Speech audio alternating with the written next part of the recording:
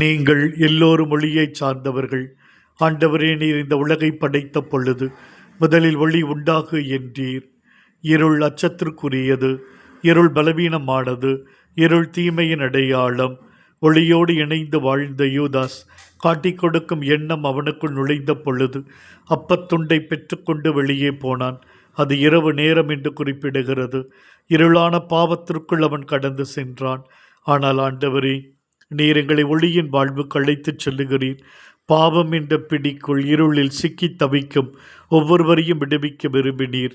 சமாரிய பெண்மணி இருளில் பாவத்தில் வாழ்ந்த பொழுது அவளை ஒளியின் வாழ்வு அழைத்து வர மதிய வேளையில் கிணற்றின் அருகே காத்து கிடக்கிறீர். உடல் தாகத்தை தீர்க்க முயன்று வந்தவரை ஆன்ம தாகம் தீர்த்து சாட்சியாய் மாற்றினீர். ஒளியான பரிசுத்த வாழ்வுக்கு அழைத்து வந்தீர். கள்வன், சிலுவை மரணத்திற்கு அர்ப்பணிக்கப்பட்டவன், மரணத்தின் கடைசி விளிம்பிலே இருளாய் வாழ்ந்து மடியப் போகிறவனை ஒளியாய் நீர் சந்திக்கிறீர். உடைய கடைசி நேர சந்திப்புக்கள் அவனை மிகவும் பாதிக்கிறது. இத்தனை ஆண்டுகளாய் இருளில் வாழ்ந்து விட்டேன். ஆண்டவரே, ஒளியாய் உம்மிடம் வருகிறேன் என்று கையளித்த பொழுது நீ என்னை ஒளியை சார்ந்தவன் என்று ஆசீர்வதித்து அவனை ஏற்றுக்கொண்டீர். ஆண்டவரே, எங்கள் வாழ்விலும் இருளை களைந்து ஒளியில் வாழ வையும் சுவாமி.